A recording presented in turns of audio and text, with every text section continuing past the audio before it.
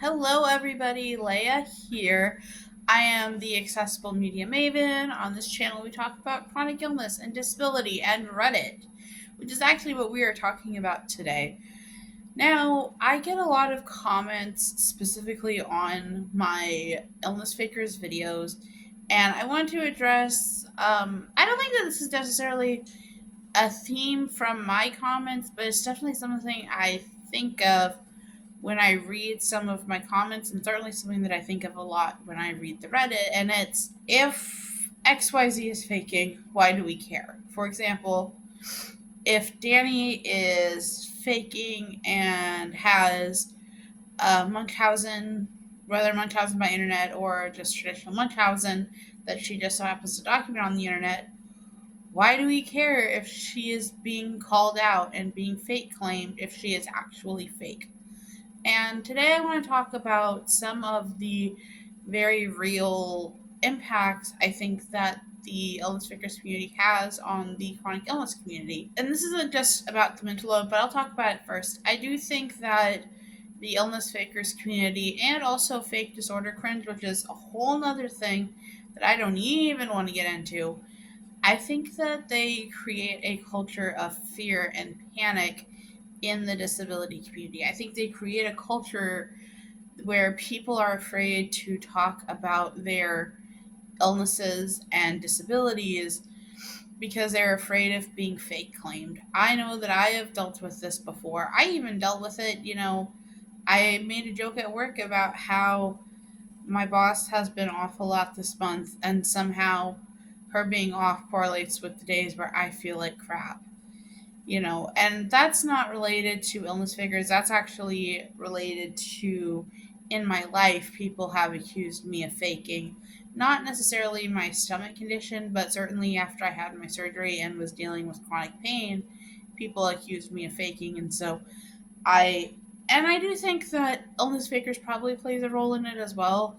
That I see so much of people looking over every single thing that is said and trying to prove contradictions when life is full of contradictions. Like I'm pretty sure if I was a subject on IllnessFakers, they would talk about how I don't really have gastroparesis because I'm fat, or talk about how my gastric emptying studies have been normal, despite the fact that there was food uh, in my stomach on a scope, which is pretty definitive for gastroparesis. But also makes it difficult because, there's some doctors that specialize in motility disorders that won't see you without a positive gastric emptying study, and I don't have a positive gastric emptying study.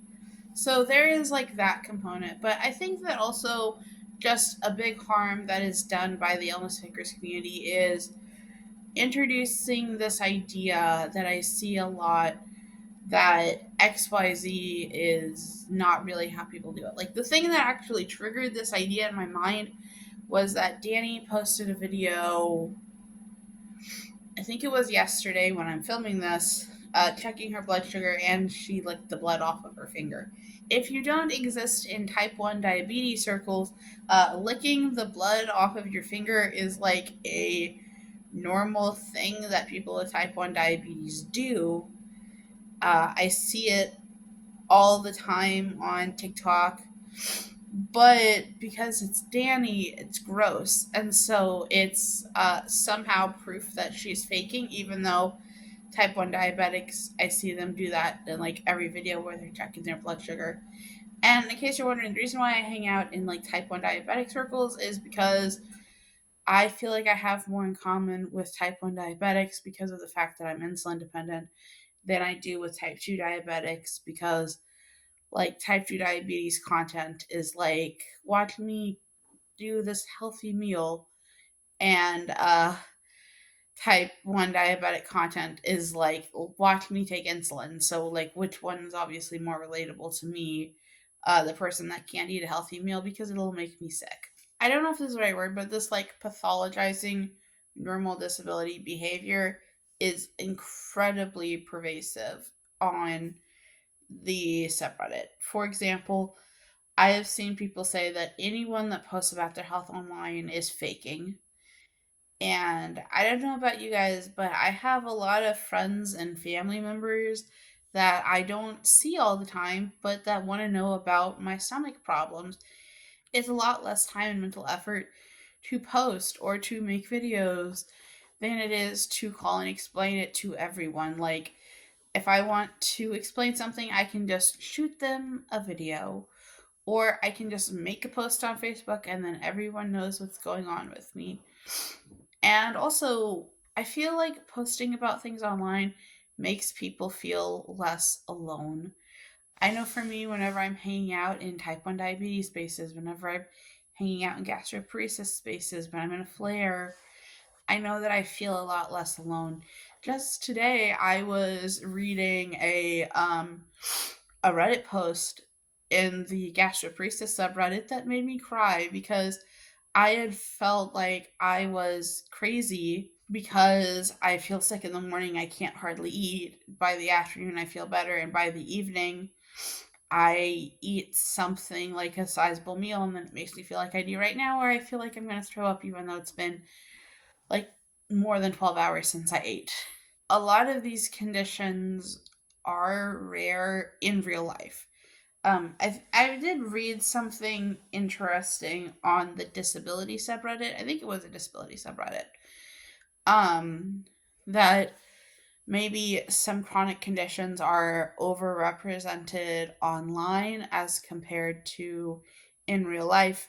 And when you look at prevalence reports, from what I understand, are oftentimes either reported by doctors or reported by they're reported by diagnosis codes in billing. I think that what happens is that the either the federal government really, I'm not exactly sure how it works, but it's not patients reporting that they have something, it's doctors reporting it, which is why I tend to believe prevalence numbers, you know. People say that EDS is not rare, and I'll remind you that rare is 1 in 200. And well, I know not everyone is the same. Like, I know more than 200 people in my life, and none of them have the problems with their legs that I have due to hypermobility spectrum disorder. You know, I know many people that are hypermobile, but not a lot of people that have the joint issues that I have because of my hypermobility. I think that online people are looking for someone to connect with. You know, whenever I'm sick, I'm laying in bed wanting to throw up like I want to do right now. I don't want to go out and go, say, hang out at a bar with friends or go out to eat with friends. You know, like, so much of our culture is surrounded with food, and sometimes I just want to lay in bed and feel understood. And it's really hard to feel understood if you're not interacting with other people that have a similar condition to you. And I think that it's important that these spaces remain safe. There probably will always be people who fake. There will probably, because you know, I did talk about in my What is Munchausen video, or maybe it was in a different video, but I have talked about how, you know, I'm not someone who thinks that Munchausen isn't real. I don't even necessarily think that this idea of people lying about medical symptoms online isn't real. But I think that whenever we attack individuals, then like that's different. I think another thing that IllnessFakers does is it kind of demonizes the diagnosis process. If you don't know, if this is your first video, or if you've never seen any of my personal vlogs and you've only seen my IllnessFakers content, I've been on a diagnosis journey for nausea and vomiting, fullness, burping, lots of digestive symptoms since early 2021.